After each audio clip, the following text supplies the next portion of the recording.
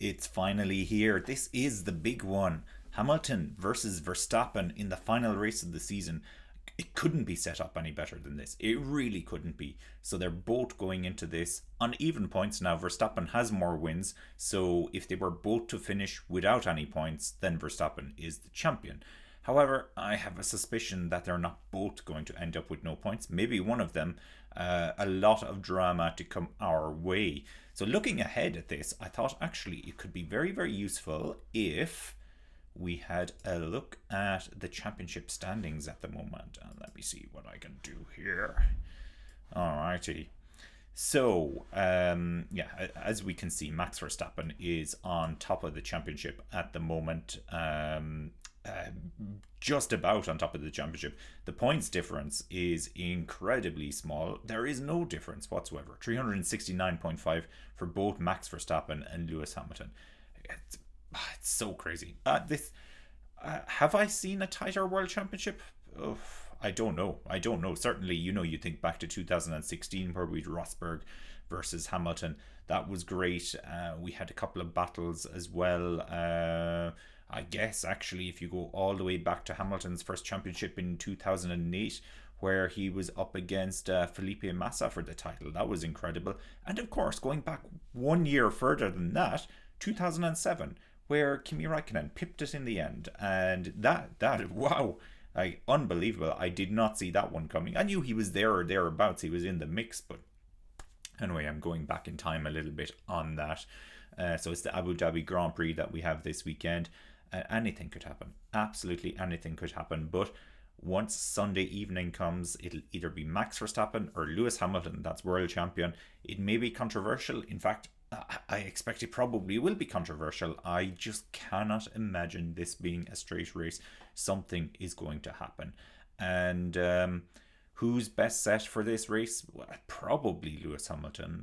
It looks like the track in Abu Dhabi suits the Mercedes a little bit more. In saying that, the practice session is only just finishing now, and it's just practice one has just completed now as I'm recording this, and I can see that Max Verstappen has finished 0.196 of a second ahead of Bottas and 0.346 of a second ahead of Hamilton. Now it's only practice one.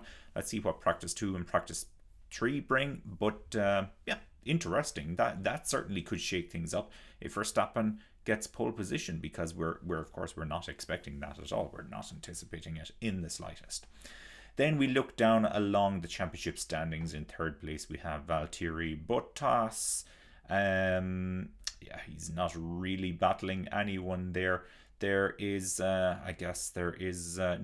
chance that Sergio Perez can catch him now for third place. So Bottas has third place locked in, and he'll be key for the Constructors' Championship, which looks like probably Mercedes have wrapped up, and I'll get to that in a second. Perez then in fourth. Now here's where it gets really, really interesting. Fifth, sixth, seventh. Charles Leclerc on 158, Lando Norris 154, and Carlos Sainz Jr. on 149.5. Look, that is so tight, it's unbelievable. Okay, realistically, there's just under 10 points between Leclerc and his teammate Sainz, but it's not beyond either of those guys to put in a good result, and possibly, you just never know what happens in this race. Get a podium position. What if Max Verstappen and Lewis Hamilton take each other out? Then it's completely open for somebody to get a podium outside of the Mercedes and Red Bull. It could happen. All right, as we look down along, so Ricardo, theoretically he should have 8 locked up at this stage.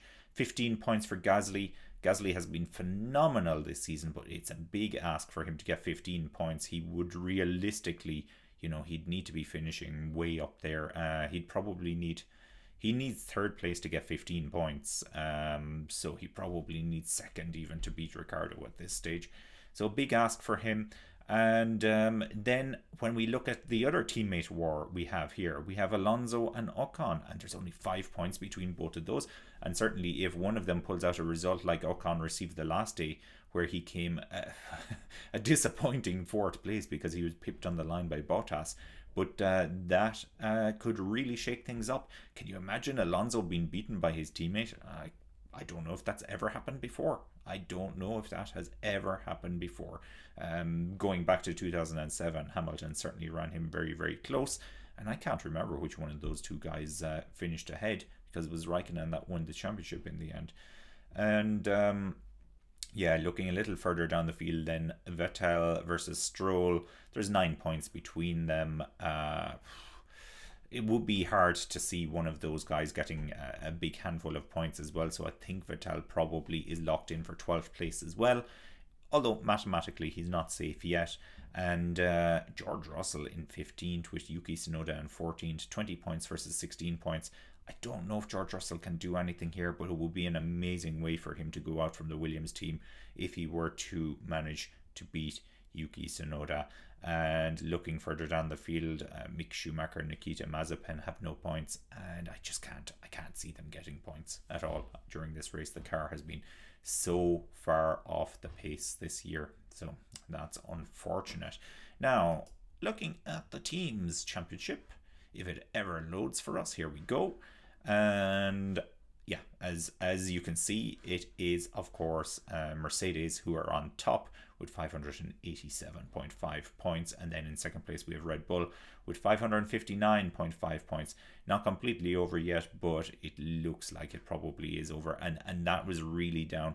If you look here at the Abu Dhabi, the Saudi Arabian Grand Prix, which we had last time out, 41 points for Mercedes versus 18 for Red Bull. Of course, Sergio Perez didn't finish the race.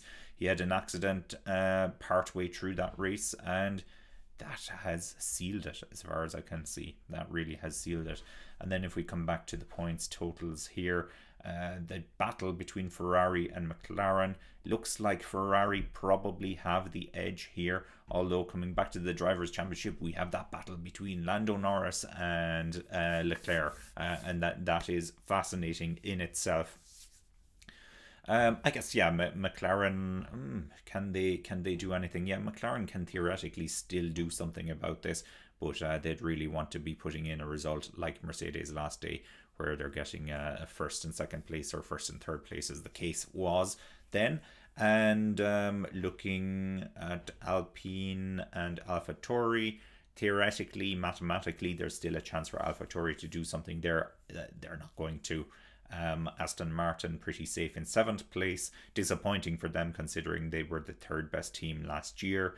And then we have Williams and Alfa Romeo. Once again, mathematically possible that Alfa Romeo could jump Williams. Don't see it happening. Actually, I'll go as far as to say it's not going to happen. And then if we're going to speak of mathematically possible, it is possible that Haas could jump all the way from 10th place up to 8th place. That's also definitely not going to happen, because they're just not going to score any points whatsoever. And that's that. Very interesting, actually, just on the website I'm on here, you can see they actually have the driver reprimands listed here as well. And Lewis Hamilton on 2 reprimands. How many does Verstappen have? Verstappen's not on the list. Can you believe it, Verstappen? Very, very dirty Lewis Hamilton. I can't believe it. Maybe Verstappen is the good guy after all. Penalty points might tell a slightly different story. Max Verstappen has 7 penalty points, and then let's see, Lewis Hamilton has 2. Okay, so that tells a more accurate story, I suspect. But yeah, there you go. So it's all to play for. Really, really excited about the upcoming race this weekend. This is all a part of our build up here on Winning Formula. I will be doing a watch along on Sunday. I really hope you can join me for that.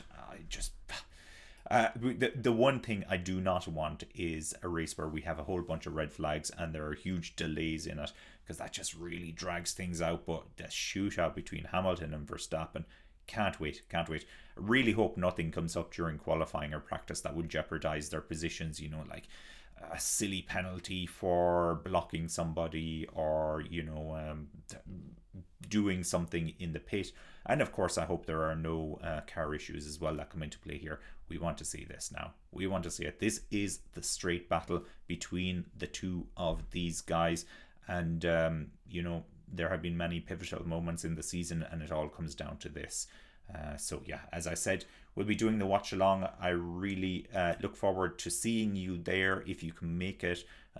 Put on the race on the TV and put on the watch along on YouTube.